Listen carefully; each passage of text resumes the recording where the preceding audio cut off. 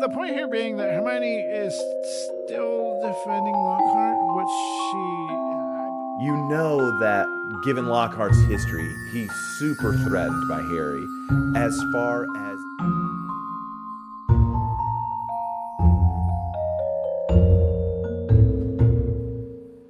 Welcome back, witches, wizards, and muggles to Squibscorner. I am Jeremiah. And I'm Andrew, and today we are taking on Chapter 10 of Book 2, Harry Potter and the Chamber of Secrets, The Rogue Bludger. So, just to pick up where we left off on the previous chapter, Hermione is on a mission to figure out who the heir might be. And she's concocted a plan that they are going to learn how to create Polyjuice Potion, which is a very difficult potion to make, so that they can impersonate 3 Slytherins, sneak into the unknown location of the Slytherin common room, so that they can question Draco Malfoy about him being the heir of Slytherin, because at this point, he is their only obvious lead. So that brings us into Chapter 10, and all very exciting. All very exciting. Yeah.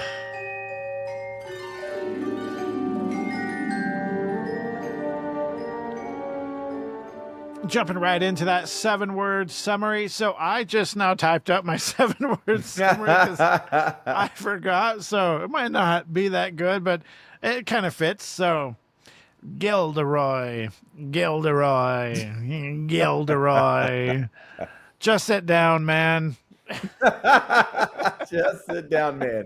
Mine was character specific as well. Yeah. I'm Draco Malfoy. Money doesn't buy happiness. Okay. Yeah, he did. Oh man, he bought his way onto the team, had his first match, and paid zero attention to what was going on. Just yeah. It was great. Yeah. Yeah, and this is a real heavy Gilderoy chapter as well, in my opinion. Draco. Yeah, just has the some good end moments. of it. Yeah, He's involved throughout the chapter, but yeah, it's yeah, he's the worst. Oh, so we'll get into the 7-chapter notables. Number 1, Lockhart telling his stories. This is always something to pay attention to. Lockhart is always a point of reference in this book. 2, Gilderoy's arrogance. 3, the location of the cauldron for the Polyjuice Potion. 4, Gilderoy Lockhart has his second failed spell. 5, and this is a great one, Madame Pomfrey reacts to Gilderoy's attempt at fixing Harry's arm. 6, what does Dobby mean by the mark of the house elf? And lastly, what's with the camera? Those are great notables. Yeah, I like them. Yeah. Those are great notables. Yeah. So we're going to start out with the first paragraph. Since the disastrous episode of the Pixies, Professor Lockhart had not brought live creatures to class. Instead, he read passages from his books to them and sometimes reenacted some of the more dramatic bits. He usually picked Harry to help him with those reconstructions. So far, Harry had been forced to play a simple Transylvanian villager whom Lockhart had cured of a babbling curse, a yeti with a head cold, and a vampire who had been unable to eat anything except lettuce since Lockhart had dealt with him. Yes.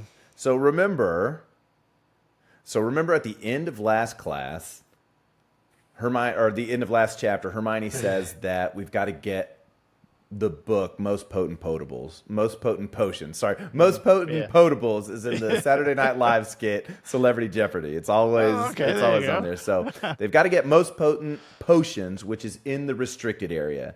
And she's like, well, we've got to convince a professor that we just want it for a theoretical understanding of the potion, but we've got to get a professor to sign off.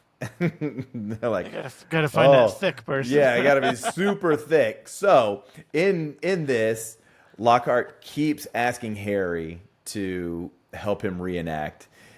And Harry, And I'm just picturing these reenactments in my head. There's just Harry kind yes, of. He probably feels like a jackass, to be yes, honest, and he's yeah, just because it's not in the movies at all. So yeah, you can only yeah, picture what the look on Harry's yeah. face, his kind of like, oh, I can't believe I'm doing this, but I'm gonna put a smile on my face because we need this guy. Yeah, so there's two things about this part that after having read the entire series, you come back to it, and Hermione, if we fast forward to year 5 when Dolores Umbridge is teaching Defense Against the Dark Arts, right? She's teaching Defense Against the Dark Arts, and they just read the whole time. There's no wands, there's no practical aspect of the class. Oh yeah. Hermione raises her hand. It's like, I've already read these books.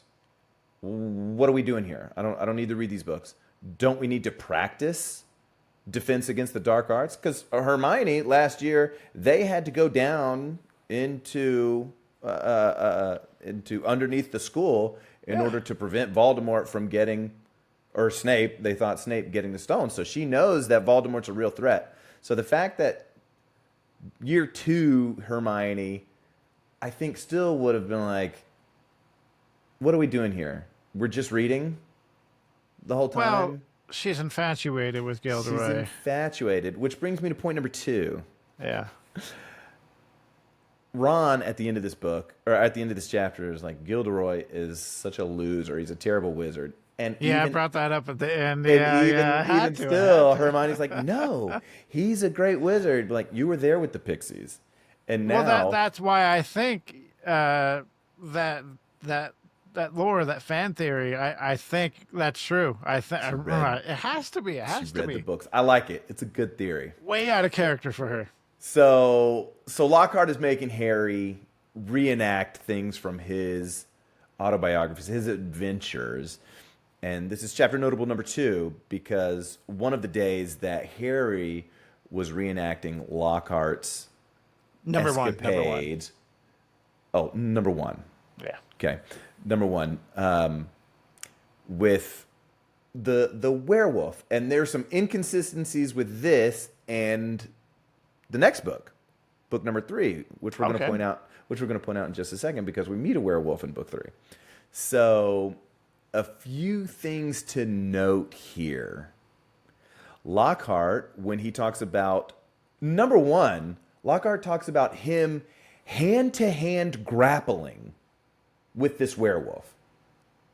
And Then that's all part of chapter notable number 1, because his stories, basically his stories.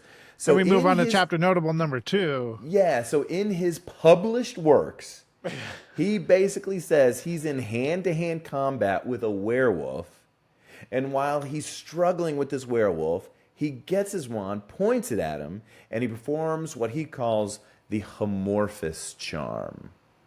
And as he does this spell, the werewolf slowly turns back into a harmless human being, and he saves the village of, what was it, Wagadishu or Wama Wama? I can't remember what it's called. Yeah, I can't remember. Yeah.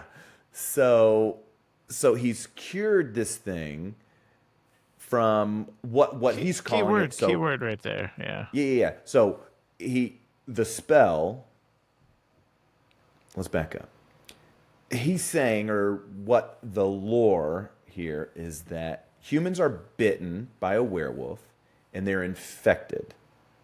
Okay, so they turn into a werewolf due to an infection called lycanthropy, meaning it's a contamination and infection of the victim's blood by the werewolf saliva. And there's no cure. And we even see that in the next book. Yes. Where we meet werewolf and we find out that there are lots of werewolves. Yeah. And they are decent human beings. And if this Amorphous Charm was actually a real thing, they would all just choose to be cured. Werewolves would not be a thing anymore. I'm curious to know, I should have looked it up, but it did say the Amorphous Charm can temporarily change a werewolf back to a human, but that could have just been like a timing thing. The cycle could have just been over and he thought he did something. Well, remember the Lockhart's confession at the end anyway. Yeah.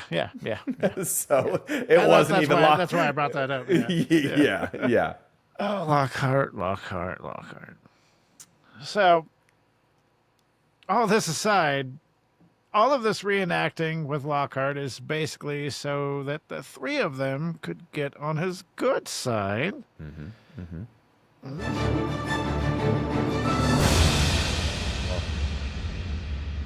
I love that. This is super easy. That music gets me up in the mornings. Yeah. I love a good Harry Potter pop quiz. Well, this is super easy. So, But now I'm nervous. You keep saying it's super easy. Now I'm nervous. We've kind of already talked about it. Let the cat out of the bag. Who is the thick person? Gilderoy Lockhart. Yes. Winner of which weekly's Best Smile 5 times in a row. But we don't talk about that. Oh, he's great. Yes, Lockhart is that, as Ron put it, the really thick or stupid person that they need to get a permission slip signed to check out a book from the restricted section. And we know that Hermione can turn on the charm in an instant. We've seen her do it with last Hagrid. year. Yeah, she did with Hagrid. Played him like a fiddle. It was beautiful.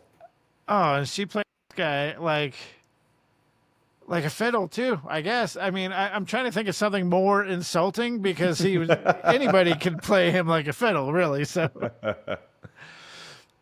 So with her charm turned all the way up, saying that she could really use this book to understand more about what he's saying and getting with ghouls, Lockhart was instantly theirs. Oh yeah. You just bring up him in a conversation, he's all ears. He doesn't care what's going on or what it's about. Lockhart, me? Yeah.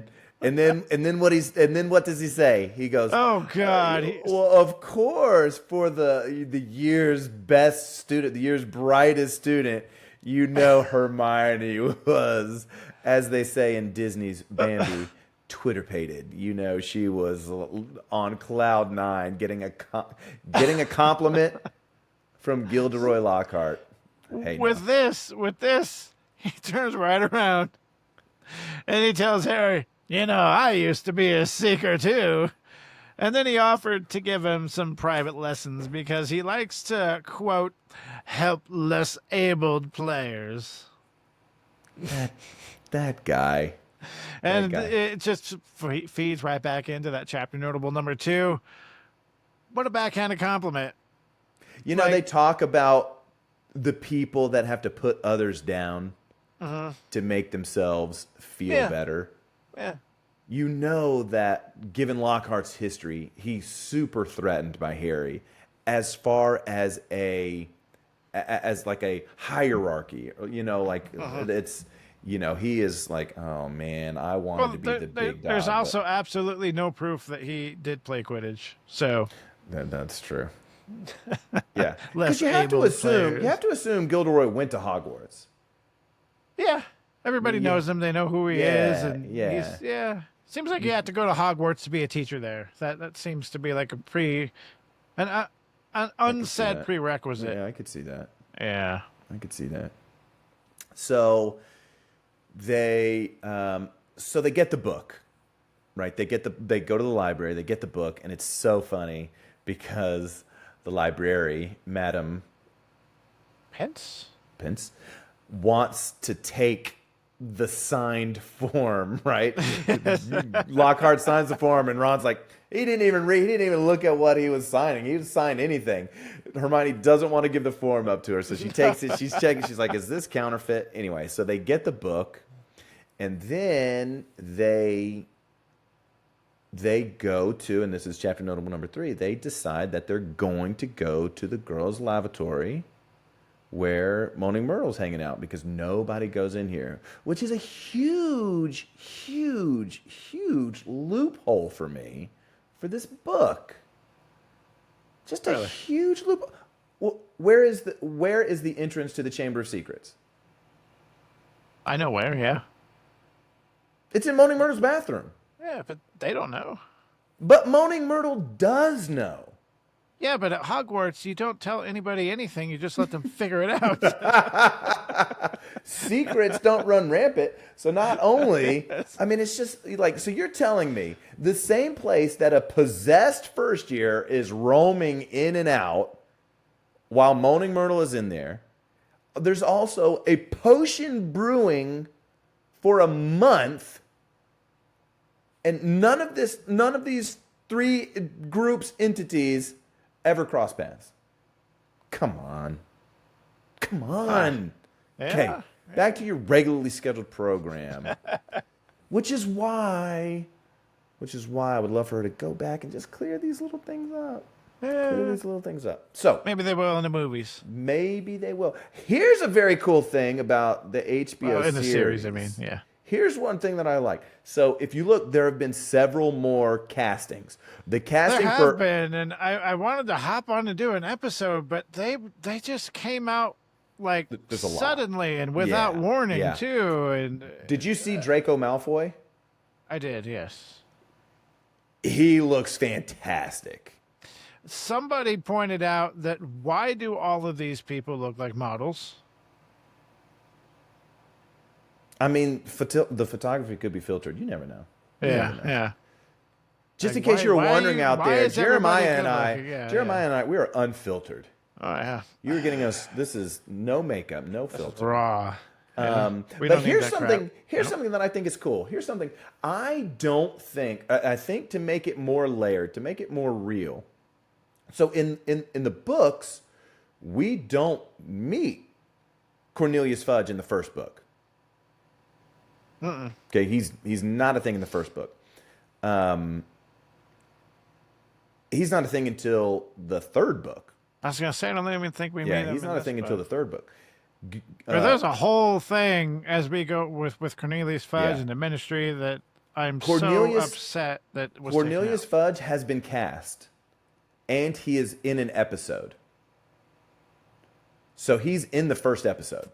He might be like in a picture or something like that, maybe. Well, it would be very cool because I'm thinking, the story, the HBO story, it doesn't have to wait to introduce these characters. They can still be a part of it. As long as they don't change the story, I don't mind if they add little things to it. So Yeah. in my head, I'm thinking, wouldn't it be cool if, the Potters are killed, there's a baby, and that baby is the boy who lived, and now the ministry wants to come in and be like, hey, we're going to take care of this kid. And then Dumbledore is like, no, I have plans. Just something like that would be cool to just give it. I am 100% excited about this, but I'm terrified that it will get pulled because people are just so picky. But I want to see the whole thing. I want to see it could go through. Yeah. I'm Yeah, nervous. I want to watch it. I'm gonna gonna watch love it. it no matter what. Yeah, I'm gonna watch it. And But I tell you if what, it gets taken down, I'm gonna be so disappointed. but if it's garbage, I'll be honest. I have a wife. I've got 3 kids. I've got a practice. I've got so much going on. Yeah. I barely watch TV. I barely watch movies. I just don't have time anymore. So if it's garbage, I'm not gonna watch it. Like Suits. Did you ever watch the show Suits? Of course you didn't watch the show Suits. Suits was a great show. They just did a spin-off. They did a season of it, and now it's canceled. And everybody is saying, did the people that made Suits LA even watch the original Suits? Yeah. The spin-off was terrible. So it's like, okay, cool. You played yourself. So look, I hope. Well, we are going to be reviewing it, so we kind of have an Absolutely. obligation to see it well, through. I tell you but- what, it might be a you reviewing it if it's garbage. No, I think even if I'll it's watch it. garbage, we'll be honest and say Yeah. like this is. Oh, yeah, I mean, yeah. We're I'm not all going to go about- into this lying. Well, you hear us even as we're doing these. Obviously, we love Harry Potter, and we're doing these reviews. There are things that we love. There are things that we don't love. I mean, it's an honest review. Overall, obviously, love. Yeah. Anyways, So they choose Moaning Myrtle's bathroom, and then they read, okay, this potion is super complex. It's going to take a month to get ready. And I think it's fitting that, we tell everybody Polyjuice Potion, it's how it's made yeah. and what the ingredients. Some of the ingredients Let's go through them. So we've got them here. Its ingredients are lacewing flies, which have to be stewed for 21 days. Leeches, powdered bicorn horn, which I would love to know what a bicorn is. Is it? Because a unicorn is just a horse with one horn. Yeah. So is a bicorn a horse with two horns? Because you have many, many animals that have two horns.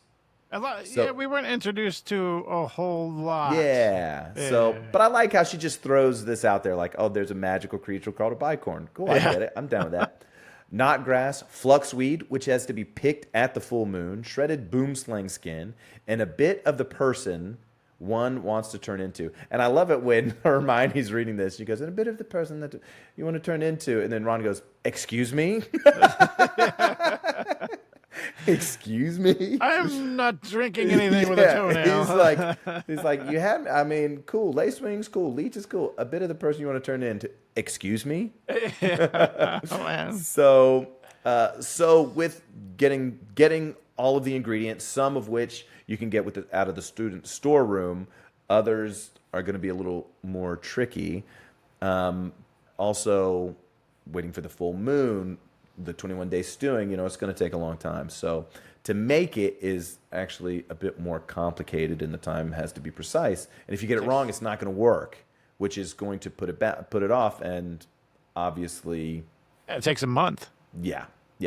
So there are 2 parts and a total of 16 steps to making the Polyjuice Potion, according to Harry Potter, fandom. It's the wiki pages, stuff like that. And we'll put a link in the description. You can do that, right? You can put a link in the description. Yeah, I usually forget, though. Yeah, if they want to. It's well intended. Yeah. Okay, so part 1, step 1. Do you want to do this, or am I doing this? Go for it. Okay. So part 1, step 1, add 3 measures of fluxweed to the cauldron. Must have been picked on a full moon. Add 2 bundles of knotgrass to the cauldron. Stir 4 times clockwise. Wave your wand, then let potion brew for 80 minutes. For a pewter cauldron or brass cauldron, it will require 68, and a copper one is only 60. So it's pretty specific, which is pretty cool. Part 1, step 2, add 4 leeches to the cauldron. Add 2 scoops of lacewing flies to the mortar. Crush to a fine paste. Then add 2 measures of the crushed lacewings to the cauldron. Heat for 30 seconds on low heat. Wave your wand to complete this stage of the potion. Part 2, step 1, add 3 measures of boomslang skin to the cauldron. Add 1 measure of bicorn horn to the mortar, crush to a fine powder. Then add 1 measure of the crushed horn to the cauldron. Heat for 20 seconds at a high temperature. Wave your wand, then let potion brew for 24 hours for a pewter cauldron. A brass cauldron will require 1,224 minutes, and a copper one only 18 hours. Time consuming. Part 2, step 2, add 1 additional scoop of lacewings to the cauldron. Stir 3 times counterclockwise. Split potion into multiple doses if desired. Then add the pieces of the person you wish to become. Excuse me. Then wave your wand to complete the potion. But Hermione read that and was like, sure. Let's do it. I look at that and go, man, this is going to take a month? What if I stir the wrong way? And Ron, I love Ron. She's like, it's going to take a month. He's like, a month? And then she gives him that salty look, and he goes, but it is the best plan that we've got. So let's move forward. Move forward with this. I mentioned that right here. So Hermione is the type of person that doesn't like to break rules. However, we've been noticing her break rules a little bit more. Mm-hmm. But there's times when she reprimands Harry and Ron when they break the rules, and she turns around and when they call her out, like, oh, you know how many rules we have to break? You know how many things we got to steal? She's like, okay, we'll just not do it then. And they're like, whoa, yeah, okay. And, it's the best plan that we got, so let's move forward with it. Yeah, let's go, Hermione. Yeah. So they get reprimanded, and they have to wait till she's ready to talk to him. She gets reprimanded, and she's like, well, no, that's not going to work. And you have to remember, Hermione is a mudblood, right? That's what the writing on the wall was. It wasn't about Harry. It wasn't about Ron. She's got was a about personal her. interest in this. It was yeah. about Hermione. So Yeah. she has a little more, It's more about motivation. her than it is them. Motivation Yeah, to yeah. get this done. Yeah. Again, what's worse, breaking some rules or the enemy, or mudbloods being killed by the enemy of the as Yeah. enemies of the air. So, yeah, do your So- thing, Hermione. Do your thing. So now we move on, and I have an issue with this, and I'll get into it in the final thought. So, naturally, because they have to wait so long, it's hurry up and wait. There's nothing left to do but focus on Quidditch. Woods gave his usual pep talk, but he also added that Harry needs to, quote, either get that snitch or die trying, and the Weasley twins immediately pipe up and go, no pressure. Yeah, no problem. Love those guys. But the Quidditch match turned out to be a match from hell. So, if you remember what a bludger is or not, I'll go ahead and remind you. It's the beater's job to keep the bludgers away from their opponents. They kind of hit the bludgers toward the other team and maybe try to knock someone off the broomstick. And there are But two this- beaters per team Yes. and two bludgers. bludgers in the match. Yeah. But this bludger would come back to come back to try to hit Harry no matter where they hit it. Hit it across the field, comes back to Harry. Hit it at another teammate on the other team, it comes back to get Harry. Even though the bludger was trying to basically seemingly kill Harry, he wouldn't let them stop the game. I think at one point, so this didn't make sense to me. As Angelina says, we need to have an inquiry. And Harry says, well, if we do that, we forfeit the game. Why do you forfeit the game if you ask for an inquiry? So here's what it sounds like. So at that point, because Fred and George had basically just been around Harry, so the other bludger was basically going after the chasers, right? You've got three guys away from Harry, George, and Fred. They're away from the action. There's no more protection. Yeah, it sounds like Slytherin was winning because they've got two beaters beating the bludger to the three chasers, because Wood asked him, like, hey, where were you at that last play when they scored or whatever. So I feel like if they called the game at that point, Slytherin was winning and that would end the game. Well, but it's like in football when you challenge the play.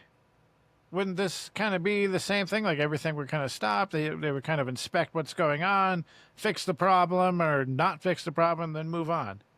Continue. So you're thinking that the rules of Quidditch at Hogwarts are Muggle logic. That's what I'm hearing. That's what I'm hearing. Yeah, well, what I'm it's hearing. just confusing. If we do an inquiry, we forfeit. Why do you forfeit? Why that should not stop the game, but maybe. And how does Harry know that? Well, How does Harry that's know my that? question. Like, why did it? Is that how it goes? I don't know. It must be because And nobody here's another corrected question. him. Here's another question I have about this. So they talk about So they mention Madam Hooch in this chapter, obviously, because she is the Quidditch ref. They refer to her as the Quidditch teacher. And I don't know if it's that way. I meant to check my She is Blueberry the version. she is the coach. But I know she's the coach, and I know she was the flying teacher, right? They in flying practice for the first years, but they referred to her as the Quidditch teacher. And The it's captains, is that the captains your would be the job? teachers. Is that your job at Well, she's a Hogwarts? flying instructor, The flying instructor, yeah, that's what she was last year. And then, but in she this one- was a Quidditch player. yeah, so- but they introduced her, yeah, Madam Hooch, who is the Quidditch teacher. Huh. I'm like, that doesn't. I don't. Think, Yeah, Again, could just go back just a couple I don't words. think I ever noticed that. I mean, they could call her the activities instructor, the outdoor activity. I don't know, but I mean, it makes sense. Somebody has to pick the captains. Don't the teams pick the? no, because Well, that remember, never really gets talked about. in sixth year. In sixth year, in Harry's acceptance letter, in Hogwarts letter, there was the badge for Quidditch captain. So So it might be Hooch that does think it's- that. Yeah. it could be. Hooch. It would make sense. Yeah, I was just thinking. I mean, she Dumbledore, doesn't have McGonagall. to have a lot of involvement. Sure. She kind of oversees But everything. yeah. But anyway, Yeah, the so Quidditch teacher. this is where we get to Draco. Bought himself onto the team and paid zero attention to anything except for, hey, I'm going to go mock Harry. So Draco was so distracted and laughing and having a good time seeing the bludger trying to do Harry in that he just didn't see the golden snitch. Like, oops, oh, that's right, that's my job. I'm the seeker. Which, he's a terrible seeker. And I think this is the only time he's on the team now that we bring that up. No. He's on it every year. Is he? Yeah, he's on it every year because... Oh, yeah. In year 6... Yeah, Quidditch kind of gets phased out, though. And it's he doesn't play because he said he's sick. Yeah. And they're like, why? Yeah, So, Draco's on the team. The golden snitch was, I think it was actually right over his shoulder, right next to him. And at some point, the bludger had finally made contact with Harry and broke his arm. Completely different from the movies, because in the movies, he caught the snitch, and then the bludger broke his arm, right? As he was catching the snitch. It's been a long time. Yeah, I can't remember. Enjoyed a Harry Potter movie. But it didn't stop Harry from catching the golden snitch, because Oliver Woods told him, get that snitch or die trying. And he took it to heart and wound up winning the game for Gryffindor. So yes. Yeah, because when Harry finally told Wood, like, tell him to get off me. Harry or George and Fred need to go help you guys.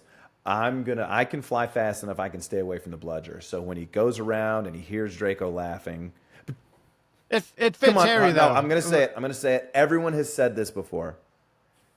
Training for the ballet, Potter. Yes. That's where that magical line comes from, because Harry is twisting and turning and going all over the place to get away from this bludger. Speaking of that, I think we did bring up, just in case we didn't, I'm pretty sure we brought up the last episode, Draco is going to be in the Cursed Child play. Yeah. And Good scared. for him. I'm pretty sure I've seen a clip of him go, scared Potter. Potter. Yeah, we did talk I'm happy about for that. him. I'm happy for him. Yeah, I can't wait. Yeah, so anyway, Harry sees the snitch, but he's like, if I move too fast at it, Draco might get spooked, the snitch might be gone, he might catch the snitch, and that's when the bludger breaks his arm. Yeah. And Harry being Harry, like, I'm still going to get it. So he gets it, and as he gets it, he is careening towards the ground. He smashes into the ground. So this is where it gets good. This is where it gets good. This is where it gets good. So broken arms at Hogwarts are really no big deal, because Madame Pomfrey, right, the school nurse, she's so gifted at what she does, she could mend a heartbeat like that, and she'll tell you so. She'll tell you so. Harry opens his eyes, laying there with a broken arm and a snitch, and he sees Lockhart, who insisted that he could fix Harry's arm right there on the field with a simple spell. And we all know where this is going. It's going straight into chapter notable number 4. Gilderoy Lockhart has his second failed spell.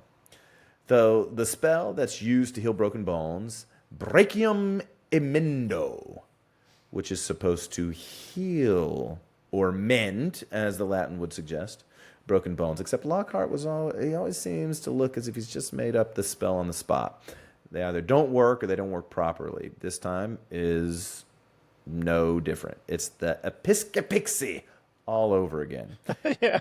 Instead of repairing the broken bone or bones in Harry's arm, the spell made the broken bones disappear.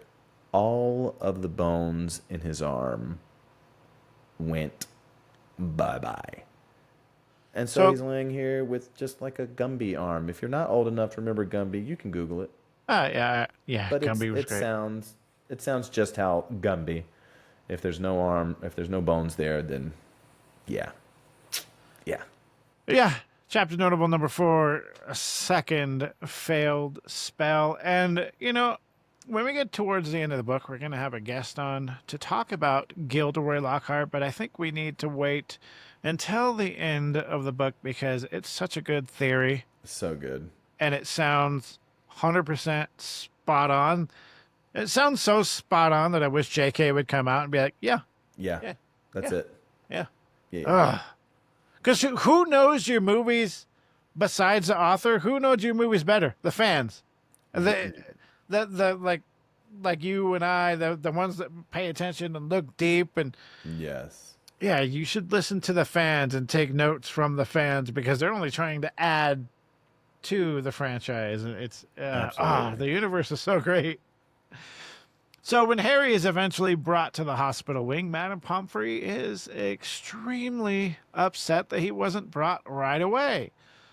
She then complains about inept teachers after she heard that Lockhart tried to mend it. This is chapter notable number 5. Another person not really showing Gilderoy the respect a teacher should be. Not a fan. Yeah, not a fan at all. Oh man, it's awesome. She made sure to tell Harry, well, I could have mended a bone in an instant, but growing one back, it's going to be extremely painful and it's going to take a while.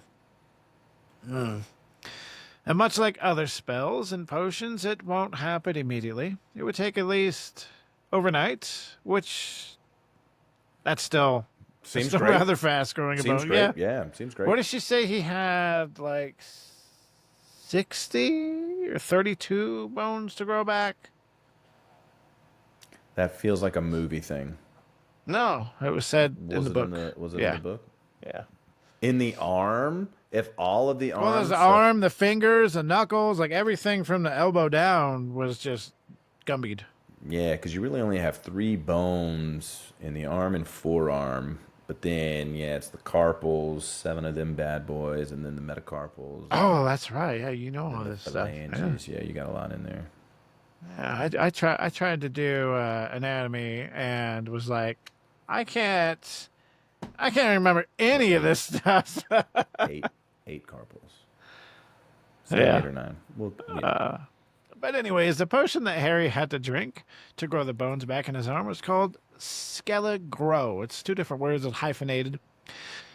And this potion, as far as I know, never gets brought up again. This is the one and only time it's introduced, but it is a new potion, so it's nice to add it. But be that as it may, this was invented by Linfred of I'm butchering this already. Linfred of Stinchcombe? Yeah. They wouldn't pronounce it like that in Europe. It would be Stinchcombe.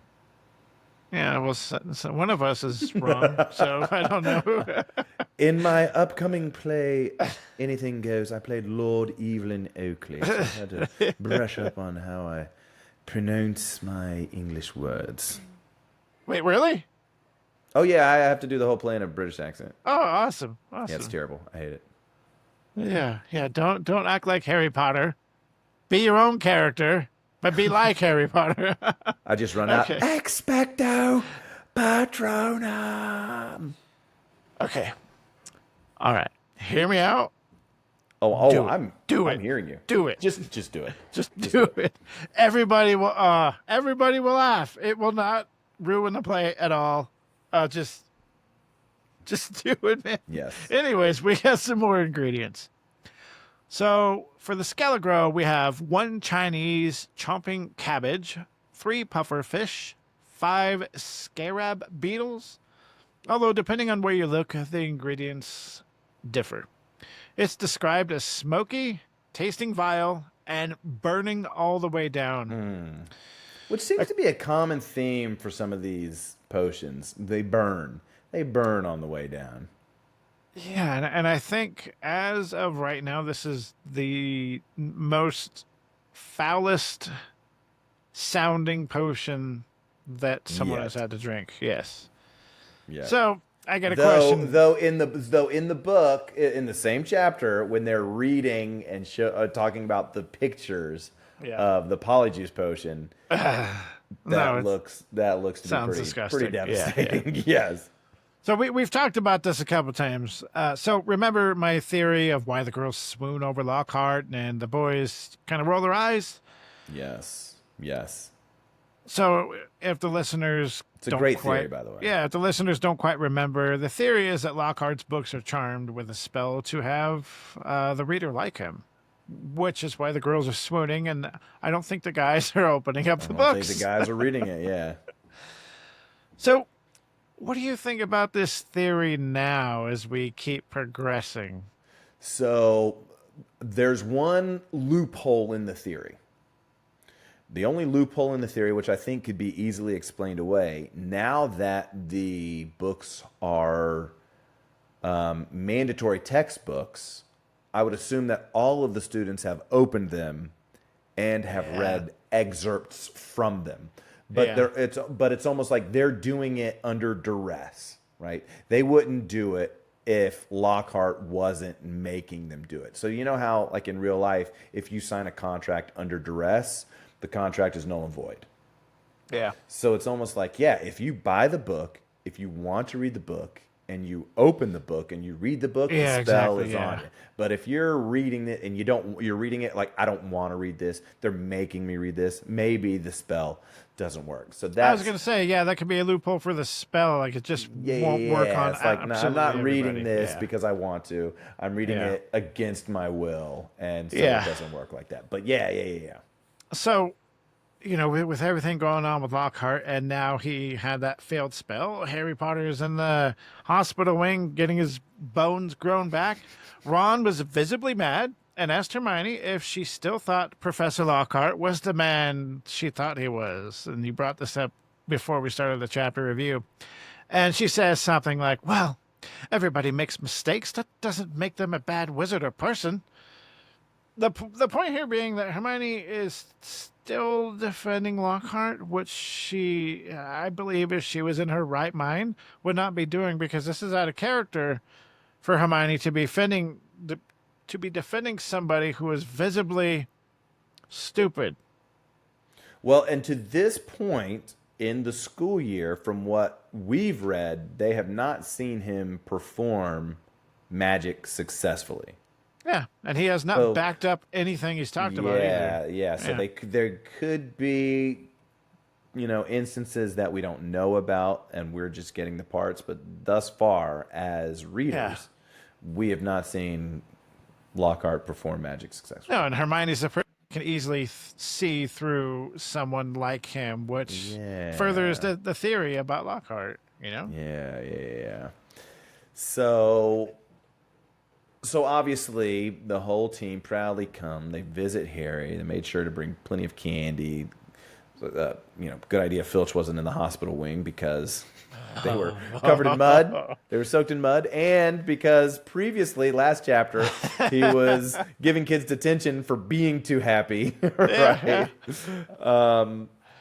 It is kind of weird that Filch wasn't didn't around. Yeah. wasn't around, but maybe that's something that Mrs. Norris usually catches, and he shows up later. But obviously, she's Yeah, he was heavily involved in the last chapter, and this one he's not even. yeah. He's not even mentioned. Maybe he's maybe he's studying his quick spell. His Yes. quick spell, but yeah, I mean, Mrs. Norris is petrified, so he might be He's preoccupied, slow. yeah, that he's makes slow on sense, the uptake. yeah. He can't get everywhere because his eyes aren't with him. But Yeah, that makes sense. so anyway, Wow, so, how much does Mrs. Norris help him out? I never thought about that. Without she Miss is. Norris, he is useless. Yeah, Ooh, wow. Yeah. she's the one that shows up, Yeah. and it's like, oh no, there's Mrs. Norris. We better get out of here before Huh. before That sounds like a Filch. great side twist. Did you ever read Game of Thrones? So in Game of Thrones, the Stark children. Sorry, I shook my head. No, I know you. No, Everybody yeah, listening I cannot saw hear it, me shake and my head. as soon as I asked the question. So number one, the Game of Thrones series was great. Probably the best television series ever until around season 6, even season 7. It started to really drop off and it had a terrible ending. I said what I said and I meant it. But in the books, so the Stark children each of them have a pet. It's a dire wolf, and a dire wolf is a large breed of wolf.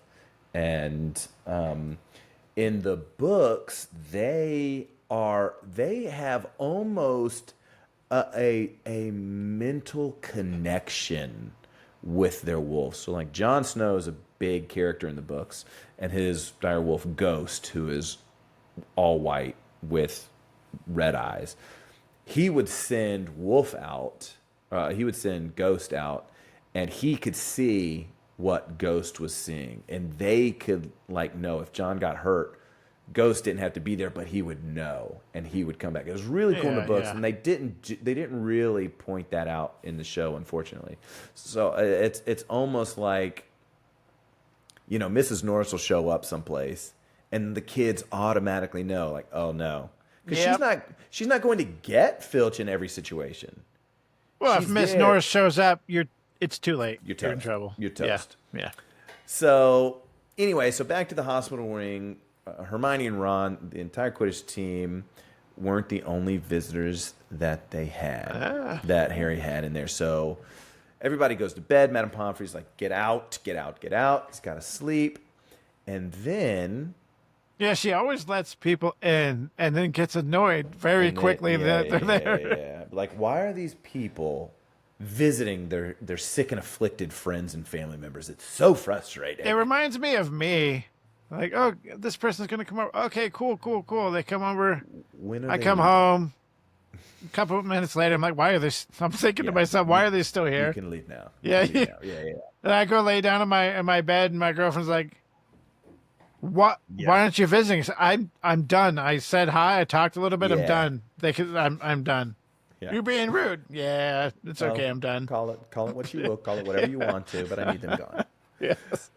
So anyway, Harry gets woken up by whom we meet a second time, Dobby, the house elf. Dobby. Yeah, and they start talking, and we find out that it was Dobby who closed the platform to the Hogwarts Express that prevented Ron and Harry getting to Hogwarts. Because remember, the first time that Dobby and Harry met, his sole purpose in being there was to... prevent Harry from going back. Tried everything he could to persuade Harry not to go back to Hogwarts because he would be in danger. And then in all honesty, I can't remember when I first read the books, but I can guarantee you I had no idea Dobby had anything to do with it. Yeah, why would you ever think it? Yeah, at the time, why would you ever think it? And then we also found out that it's Dobby that tampered with the bludger and tried to make it, tried to attack Harry. And the movie's so great. It's like, you tried to kill me. Not kill, sir. What does he say? Physically maim? Just maim. Hurt, but never kill. Yeah, something like that. Harry is upset with Dobby. He starts threatening him. But Dobby was like, I get death threats all the time. I get that. And I already know, Harry, you're a stand-up guy. You're a great wizard. So this kind of seemed to calm Harry down. And he started talking to Dobby like an equal individual, which we love about Harry and which Dobby loves about Harry. Oh, yeah, I love it. It's the first book. Harry tells him to sit down, and Dobby just loses it. And he's like, "What could you? What did I do?" I said, "Well, Dobby's never been told to sit down like an equal." Yeah. Now, Dobby, I think in the first couple books, he comes off as like a dude. What are you doing? Like stay, mind your own business. And then later, it's okay. His admiration for Harry really kind of just takes over. It's great. So I would imagine the situation with Dobby was a bit awkward. So it seems Harry asked him the only question that he could think to ask him.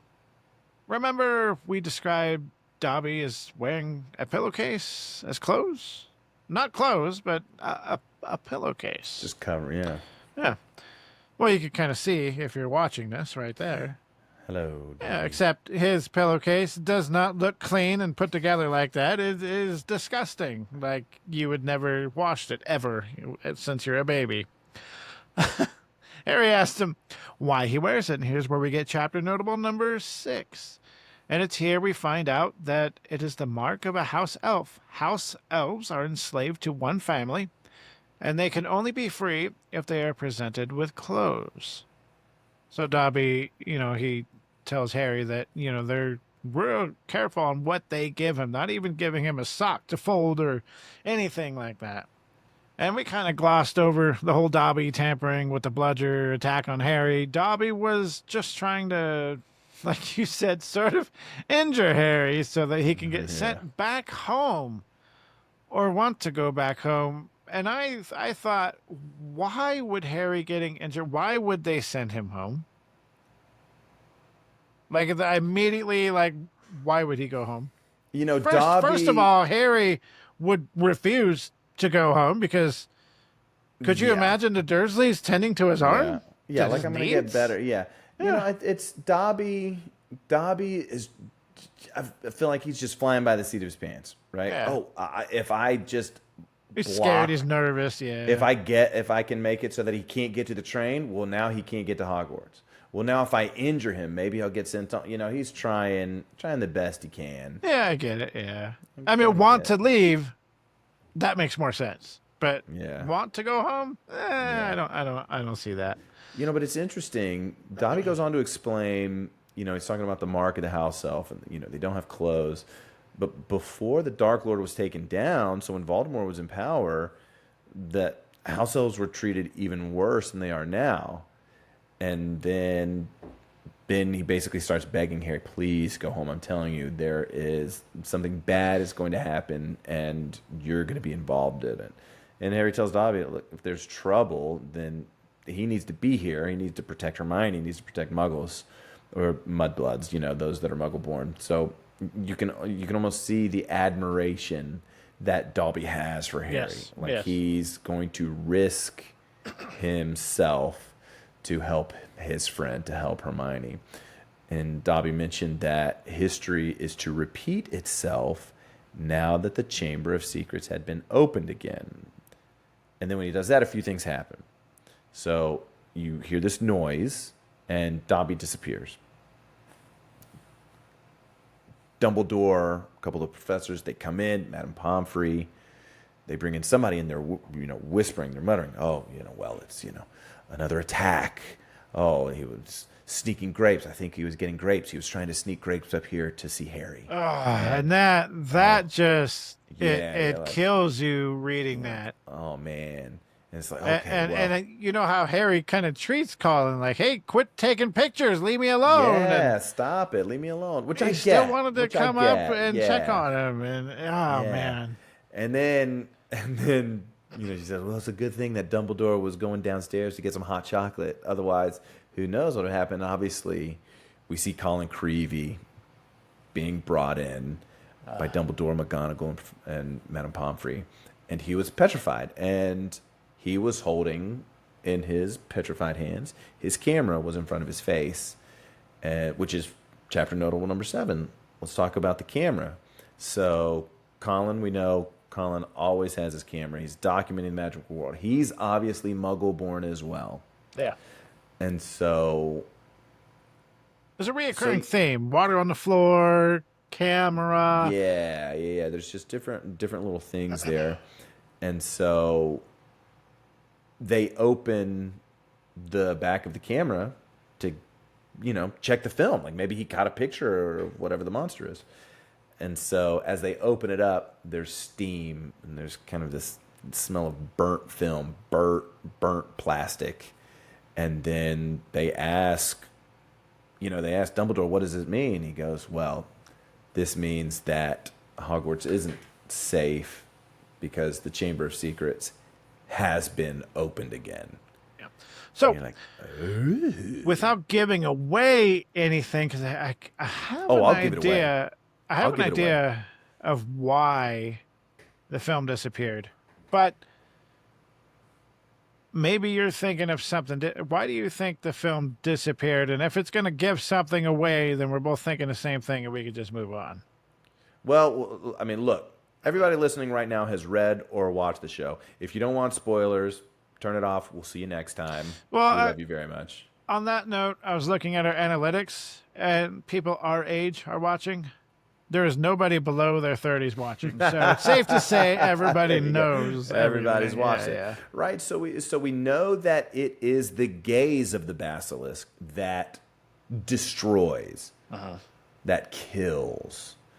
So, because And maybe it was that gaze that destroyed the film. Well, that's another thing that's almost made for 12-year-olds, made for 13-year-olds. Yeah. Because the basilisk looks at stone. The stone doesn't collapse. It Yeah, looks yeah, at a yeah. lot of things, and it doesn't just turn them into nothing, right? It doesn't destroy Yeah, them. So the it's fact that so the fact that the film was destroyed was almost just kind of a ooh, because in reality the gaze just kills. It just kills yeah, people. because the film So disappearing and then yeah, Dumbledore going, "Oh, this yeah, it is doesn't destroy bad." plastic. How is It's that bad?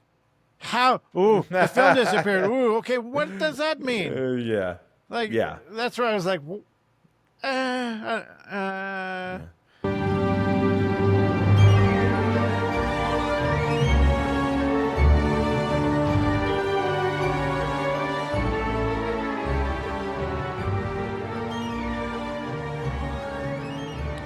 Okay, I'm going to go ahead and head this off. Great chapter. Love the chapter. Like I've been saying, every chapter puts book one farther behind and it's getting better. It's getting better. So, For sure. not that we're getting close to being done with the book, but as we go progressively, the chapters are getting better and they're getting better. But this could have been two different chapters. Could have been two different chapters. Yeah, first part Polyjuice Potion, second Second part part Quidditch. Quidditch. Yeah. So Could a have been little two, structure change could have been but it two transitioned chapters. well. It It did. transitioned well. In our script, it did not transition very well. I can't remember No. listening to it if the transition was. It had to have been better. It had to have been better in the book because we're gonna make that. It makes sense. It makes sense. Like, what are you gonna talk about after that? But that's why I said it could have been two chapters. Like they could have. Well, now we have to wait, and then that's the end of the chapter. But Right, then that would right. have been lame ending to a chapter. Yeah. But I Good love that. chapter. It cements the complexity of the Polyjuice Potion. Cool. Yeah. Oh yeah. It also fortifies how much of a idiot Gilderoy Lockhart is. I love Gilderoy, man. Right? Ah. And it sets up for the second attack, which is another it's another kind of loophole, right? It's another kind of loophole because this happened in the middle of the night, Yeah. which means that Who was the first attack? Mrs. Norris, Okay, that's right. Yeah. yeah, Mrs. Norris, which was late, but there was still the feast going on. At this point, because it was late, Harry was asleep, everybody was back in their common rooms. You were like, okay, well now you've got a possessed Ginny walking the halls. Like she had to walk out of her dormitory with the other four girls in there. She's got to Yeah. walk all the way to the corridor where Moaning Myrtle. So it's like, why is she letting the basilisk out in the middle of the night? None of the students are out. So the timing of it's just kind of like, okay, we get it, cool. But if you like really take step back and be like, well, why nobody caught Ginny just walking out, and now we've got and so if he petrifies Colin, are you telling me this 50-foot long basilisk heard Dumbledore and was able to leave? Oh Was crap! able, It's Dumbledore. yeah, I better leave. was able to get to the plumbing, super quick. So like when you think about it in little terms like that, you're like, oh my gosh, there are so many just little things about. I never thought that like it came out of the pipes. I don't know. For some reason, it never crossed my. I just assumed there was like he's still behind the walls, and I never pictured him out and about. Well, he's got to be. Yeah, he's got to Yeah, be if he's gonna. that's true. If he's I gonna be. just And literally here's never here's thought what's about fun. Here's what's funny though. At the end of the book, when they've defeated the basilisk, and they leave, Ron, Ginny, Gilderoy, and they've got Fawkes. they are like, how are we going to get out of here? We've got to fly up this tunnel to get out of here. And then you're like, well, how's Ginny getting in and out? How's a basilisk getting? Well, I guess How's a snake the basilisk it's slithering up there? So there's so many like little things. Like if you look at the details of the book, you're like, oh, it doesn't make sense. And then at the end of it, you're just like, magic. Sure. Yeah. Yeah. I guess Magic. kind of cartoon logic, I guess you could say. Well, and you do have, I mean, because here's the thing, Tom Riddle, is it 5th year Tom Riddle or 7th year Tom Riddle that is possessing her? So he was a skilled student, right? Top of his class. So you're like, he could have done magic. So if he's possessing her, then she can perform magic, right? So, there are ways around it. But there's just little things that, if we really try to put all the pieces together, you're like, well, they don't fit together as well as we want them to. That's why I'm excited to get into book 3. But thank you, everybody, for listening. Don't forget to like, share, and subscribe wherever you're listening to this podcast. And join us next time when we review Chapter 11, The Dueling Club. And I'm going to go ahead and sign us out. And I have to pick Gilderoy. The point is, well, you can no longer feel any pain, and very clearly, the bones are not broken. Yes. Squibscorner is hosted by Jeremiah Lobot and co-host by Andrew Beecham. We would love to hear from you, so drop us a rate and review, to inquire about being a guest and for questions and comments, or to just give us your Harry Potter story. Email us at squibscorner@gmail.com. To watch Harry Potter merch unboxings, follow my YouTube @KillPotterGuy. Lastly, you can leave us a voice memo and follow us on Instagram @SquibsCornerPodcast.